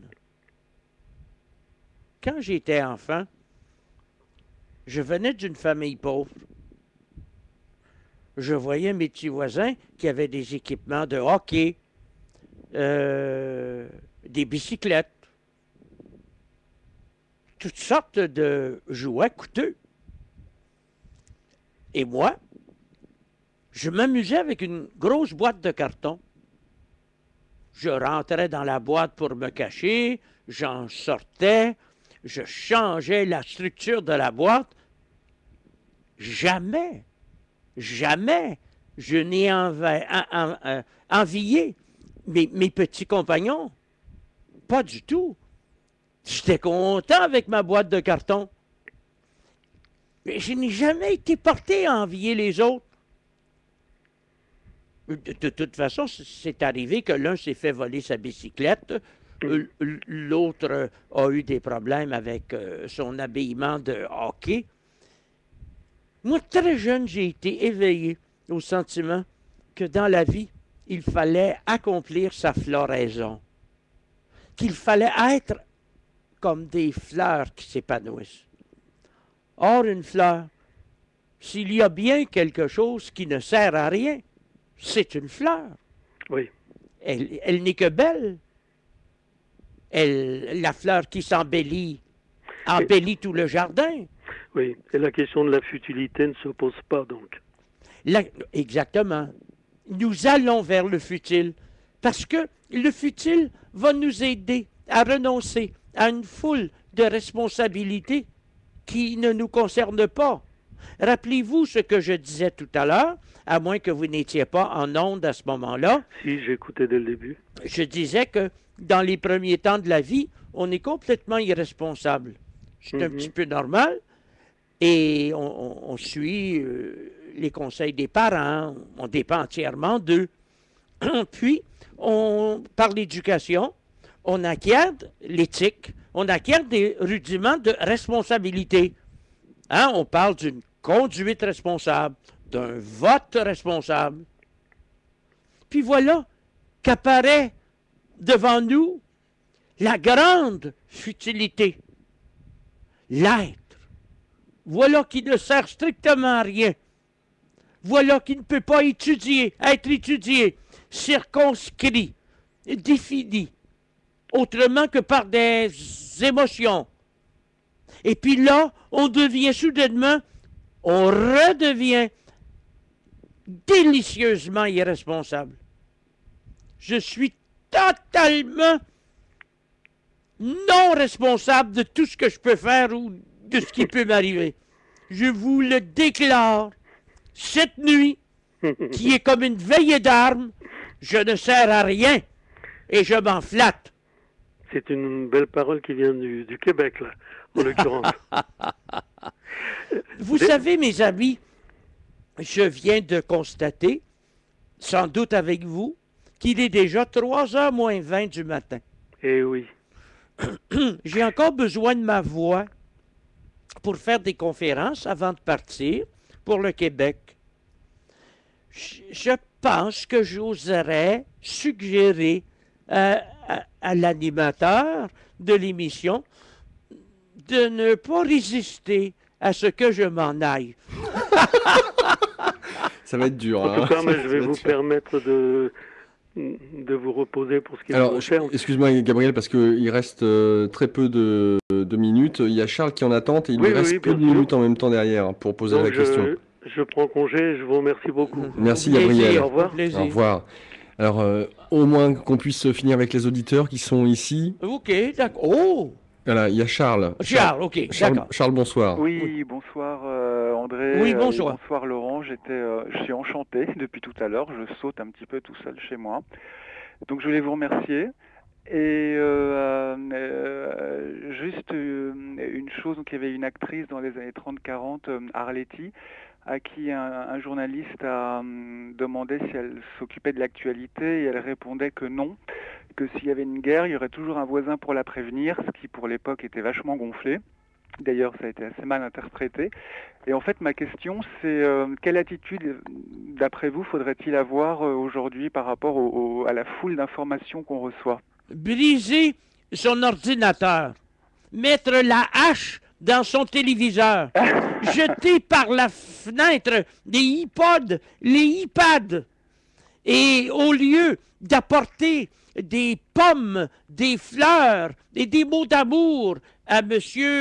Jobs, l'accuser d'avoir voulu nous donner une conception de notre esprit en béquille. Oui. Se soumettre au règne des instruments qui calculent pour nous, qui dessinent pour nous, qui pensent pour nous, c'est perdre notre liberté. Oui, mais enfin, on pourrait éventuellement suggérer que on fait l'autruche à ce moment-là, qu'on n'a pas envie de voir une certaine réalité en face. C'est une excellente chose, ça. Donc Arletty avait raison. Oui. Je n'ai pas le goût de regarder la réalité en face. Oui. Voulez-vous que je vous dise? Oui. Je l'annule. Annuler la réalité. Oui. Annuler les bulletins de mauvaises nouvelles. Oui. Annuler les ministres. Oui. Annuler le pape. Oui. Le Dalai Lama. Bon. C'est tout simple. Mettez-les entre parenthèses. Bon, très bien. Très bien. C'est ce que je fais. Bon. Je ne suis pas un esprit tourmenté. Oui. Vous l'avez sans doute constaté. Je l'ai constaté et puis vous nous le faites passer avec beaucoup de jubilation pour ma part. En tout cas. Merci beaucoup. C'est moi qui vous remercie. Alors là, je vais aller me reposer. Reposez-vous bien. Au revoir, Charles. Merci. Au revoir, au revoir. Alors, juste une seconde, je n'ai pas fini, il était prêt à retirer le casque. Je veux pas aller. André, il reste Jean. Encore? Mais oui, c'est ce que je vous avais dit. Oui, Jean. Jean, Oui. bonsoir. Bonsoir. Oui, bonsoir. Bonsoir. Vous me faites bien rigoler. Enfin bon, je m'instruis en rigolant, je rigole en m'instruisant. C'est Voilà. une rigolothérapie? La rigolothérapie, tout à fait. Alors moi, je voulais vous poser une question piège. Allez-y, j'aime les pièges. Qu'est-ce qu'il y a après la mort? Ce que vous ne devriez pas vous demander, plutôt, s'il y a une vie avant la mort? Les La deux vivez-vous? sont pareils. Pardon? Les deux sont pareils. Je sais pas. Tout ce que je peux vous dire... Après la mort, qu'est-ce que vous pensez qu'il soit? Monsieur, c'est le mot « après » qui m'agace ici. Avant ou après? Mais Quelle après, importance? avant, c'est pareil. Pour Mais moi, je quelqu'un... veux savoir ce que vous pensez. Ben, moi, je vis à la verticale du monde. Quand on est à la verticale du monde, on ne se sent pas partie prenante de l'histoire des hommes. Donc, dans l'instant qu'on vit. Oui, je préfère dire dans le présent vivant que dans l'instant, parce qu'un instant, ça peut être mesuré. Le présent vivant ne l'est pas. Vous savez, nous avons tous la possibilité de mettre en pratique le mot merveilleux d'Homère. Voilà la scène. Elle se passe sur les remparts de la ville fortifiée du roi des Phéaciens, Alkynos. Le roi, il a une fille extraordinaire, Nausicaa. Et c'est une très jeune femme. Elle était prise d'Ulysse qui a été recueilli à la cour des Phéaciens. Oui. Et en marchant, au moment où le soleil va se coucher à l'horizon, elle demande à Ulysse, « Ulysse, qu'est-ce que l'immortalité? » Et il lui répond, « C'est quand tu oublies les hommes et que les hommes t'oublient. » C'est-à-dire le néant, quoi. Non, car toi, moi, est-ce qu'on va s'oublier, nous? C'est pas le néant, ça. On est de la même chose, on est de la même particule, donc on s'oubliera pas. Voilà, voilà. C'est quand tu oublies les hommes que tu cesses de penser à eux en termes de besoins, en termes d'attente, en termes de promesses, et que les hommes t'oublient. C'est que maintenant, là, tu t'appartiens tellement qu'ils sont comme découragés de penser à toi et ils t'oublient. Ça, c'est la meilleure chose qui puisse nous arriver. À la fin de l'Odyssée, après l'assassinat des prétendants par Ulysse, les parents des jeunes hommes qui ont été assassinés parce qu'ils ont ruiné le royaume en l'absence d'Ulysse, prennent les armes et ils viennent dans les champs pour tuer Ulysse et ses amis. Mais Athéna intervient. Et comme le dit Homère, Elle jeta sur eux l'oubli. L'oubli, ouais. Et L'oubli, tous se regardaient. c'est triste quand même. Ah non, il n'est jamais triste d'oublier la guerre. Oui, mais ce qu'on aime. Il y a des choses qu'il faut oublier. Par Oui, mais ce exemple, qu'on aime, il faut les oublier aussi. j'estime l'élévation de quelqu'un à sa souveraine capacité d'oubli de l'inessentiel. Mais l'inessentiel, c'est tout, en fait. Oui, c'est l'ensemble des bricoles, des gadgets, des iPods, Oui, mais des on parlait iPads, de gens qu'on aime, petits tu problèmes. C'est tout ça l'inessentiel, c'est pas essentiel. Oui, mais tu parlais d'oublier Oubliez l'inessentiel. ce qu'on aime. Et regarde un peu. Quand nous nous aimons nous-mêmes parce que nous savons être, nous entraînons les autres dans l'orbite de notre jeu cosmique. Oui.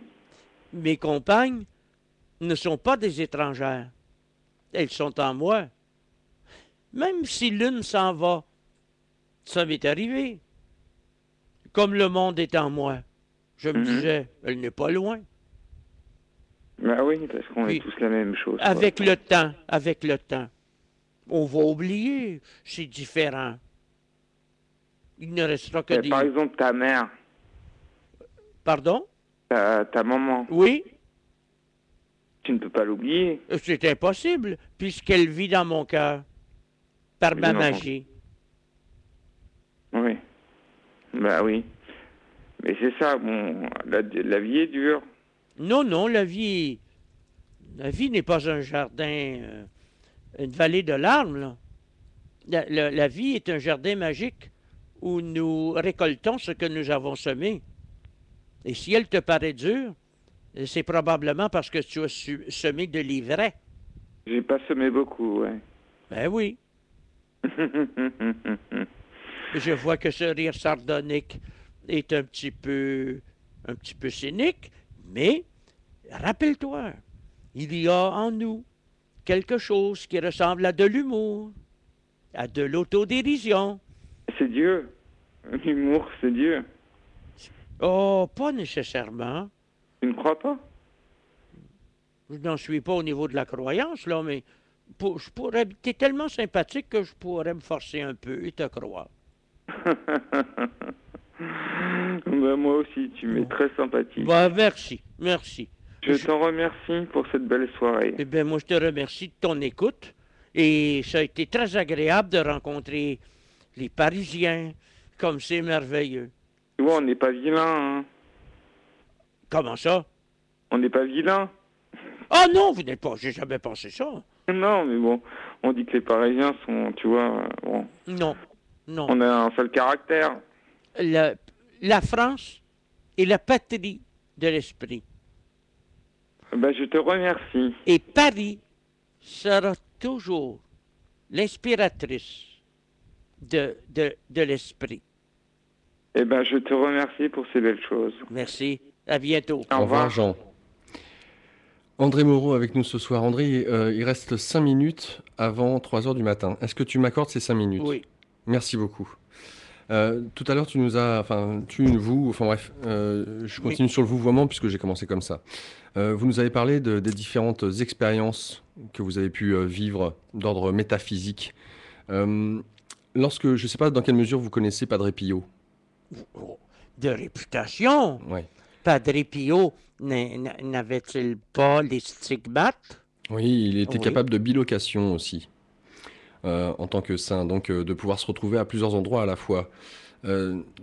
Qu'est-ce que pour vous, comment expliquez-vous les différents phénomènes, que ce soit de certains êtres qui sont peut-être encore vivants à l'heure actuelle, qui ont vécu par le passé, ou peut-être par rapport à vous-même, tout simplement, puisque vous pouvez parler uniquement peut-être de votre expérience. C'est le meilleur Tout à moyen de fait. ne pas se tromper. Hein? C'est sûr. Donc, dans quelle mesure peut-on expliquer ça de votre point de vue? Enfin, qu'est-ce qui... Oui, Oui, bien sûr. Bien sûr, on peut. Vous savez, je suis un immatérialiste. J'ai commencé par faire un doctorat à la Sorbonne sur la question. J'ai fait bien rire. Ensuite, j'ai commencé à rassembler mes expériences de l'enfance, de la jeunesse, des expériences de transparence, des expériences de vérité, des expériences de dématérialisation. Il est arrivé une foule de choses. Et puis, ce qui s'est produit, c'est que j'en suis vraiment arrivé à une sorte de vécu de l'immatérialité de toute chose. En cela, je rejoins un peu, m'a-t-on dit, la mécanique quantique, qui, peu à peu, va vers l'immatérialisme. Peut-être pas tel que je le conçois, mais en disant que le monde est une hallucination informationnelle, on va assez dans ce mouvement-là. Alors, si la matière n'existe pas, prenons le miracle des noces de Cana. Ce n'était pas de l'eau matérielle, c'était la représentation de l'eau dans l'esprit des convives. Ce n'était pas du vin matériel, c'était la représentation du vin. Alors, si en la personne de Jésus, nous avions une personnalité capable de suggérer aux convives que c'est la fête, la joie, et que le monde meilleur qu'ils attendent, ben il est arrivé, et que c'est le temps de se réjouir. Que fit-il lorsqu'il changea l'eau en vin, si ce n'est représenté avec la complicité des convives, ou plutôt remplacé avec la complicité des convives, la représentation de l'eau dans leur esprit par la représentation du vin. Voilà qui explique très facilement le miracle. Parce que si la matière existe, on se heurte là à une sorte d'impossibilité, là. Alors, j'ai été amené souvent dans ma vie à me pencher sur les miracles. Pour moi, qui a une vie miraculeuse, c'est miraculeux de tout comprendre. C'est miraculeux de ne jamais manquer d'inspiration. C'est miraculeux d'être aimé comme je l'ai été par les femmes. C'est miraculeux au moment où ça fait des années que je viens à Paris, que soudainement, tu m'appelles pour qu'on passe 4 heures ensemble. Alors, vous savez, voici comment je vois la chose. Quelqu'un est venu de l'Inde et il m'a dit qu'il a vu, un maître hindou mettre un noyau de pêche en terre. Il a fait pousser un arbre en 15 minutes. Il y avait des pêches sur cet arbre. Il en a cueilli une et il l'a mangée et elle était très bonne. Il me dit, ça c'est un miracle. Je pars en courant. Je sors de chez moi. On a des petits magasins qu'on appelle des dépanneurs. Je vais chez le dépanneur, c'est l'été, il y a des pêches, j'achète un paillet de pêche, je le paye, je reviens chez moi en courant, je mets les pêches sur la table. J'ai dit, je mets les pêches sur la table et ça ne m'a pas pris 10 minutes. Maintenant, que puis-je dire de ces pêches? Étaient-elles là tout à l'heure? C'est non. Elles sont là maintenant. Les pêches viennent d'apparaître. Oui, mais il dit, vous êtes allé les acheter. J'ai dit, la grosse affaire, c'est qu'ils sont là. Et sur ce plan, je calcule que j'ai fait aussi bien que votre saint en Inde. Qui sait à quel subterfuge il s'est livré? Moi, j'ai un subterfuge peut-être aussi pertinent, l'argent. J'ai fait apparaître les pêches. En fait, on se méprend beaucoup sur les miracles. On se dit, c'est pas un miracle. Si on peut faire arriver quelque chose au moment où c'est bon que cela arrive, les gens pensent aux moyens. Il a fait surgir du néant les pêches.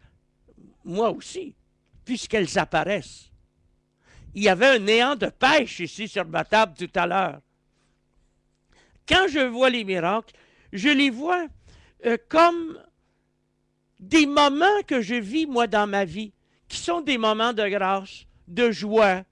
Quand je me paye la tête de quelqu'un qui ne comprend pas, que je me moque subtilement de lui, en lui faisant comprendre que je l'aime tel qu'il est et que je ne le changerai pas. Cette joie permanente qui m'anime, ce bonheur que rien n'afflige, n'est-ce pas un miracle? C'est bien mieux que de faire apparaître un panier de pêche. Maintenant, je vais vous dire quelque chose qui va beaucoup vous surprendre.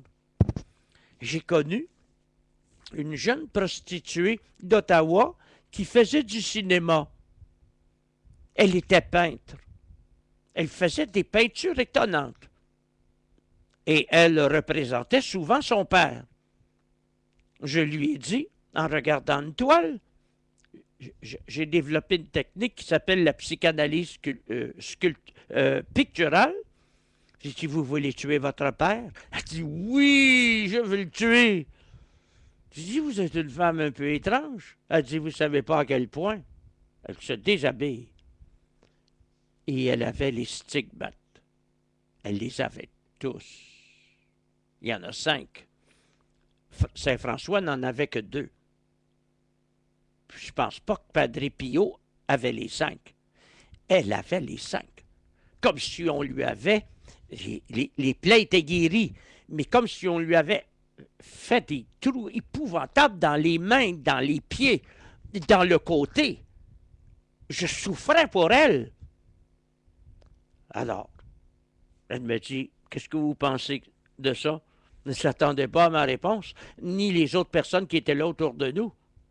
J'ai dit, c'est un cas de sculpture du corps.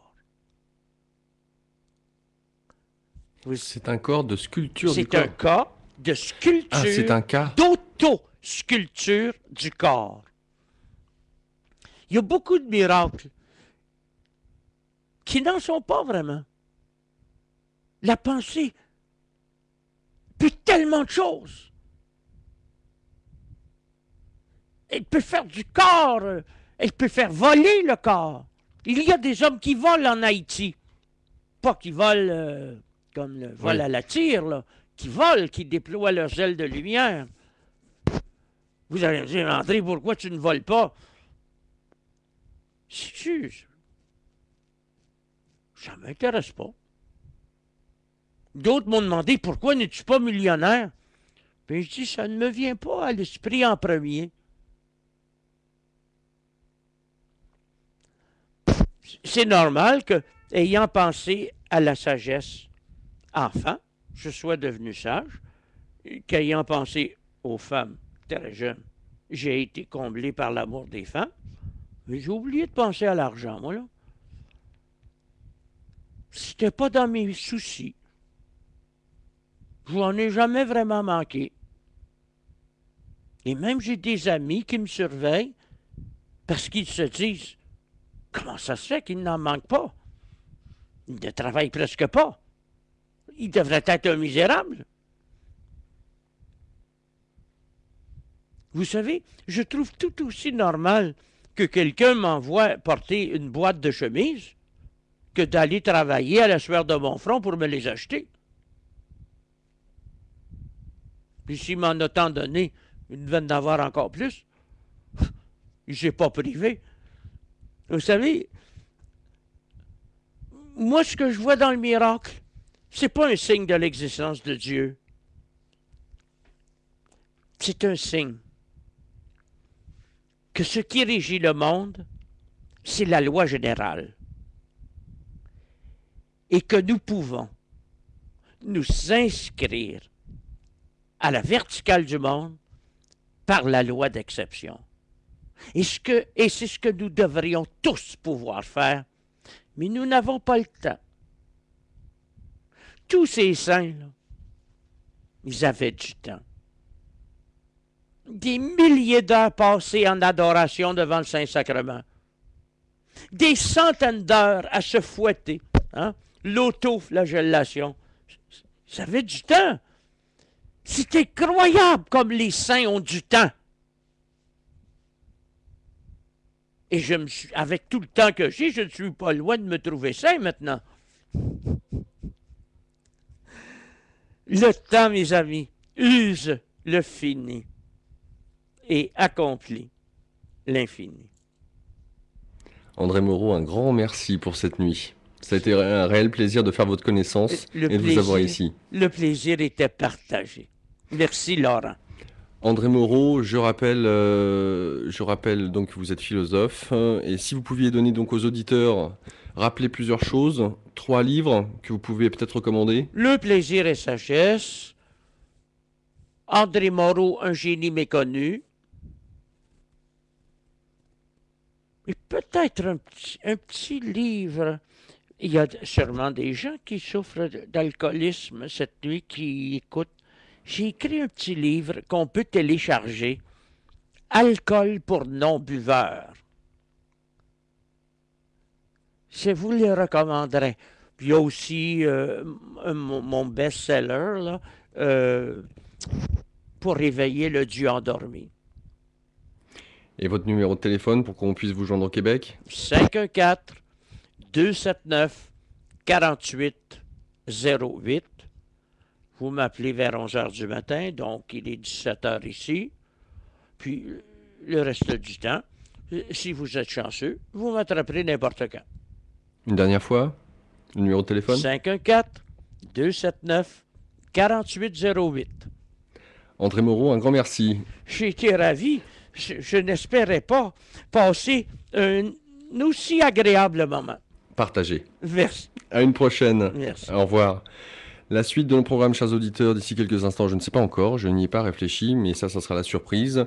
Cette rediffusion que je vais avoir l'occasion de vous mettre vous accompagnera jusqu'à 6h, l'heure à laquelle vous retrouvez l'heure anglaise avec Eckhart Tolle de 6h à 7h. À partir de 7h, c'est sur ici-maintenant.com que vous pourrez nous écouter, nous regarder. Enfin, nous regarder, il n'y aura pas grand monde à voir, remarquez. Et retour cet après-midi, ce samedi à 14h, avec la hotline présentée par Olivier. Je vous souhaite une très bonne fin de nuit à notre écoute et je vous dis à vendredi prochain. Au revoir.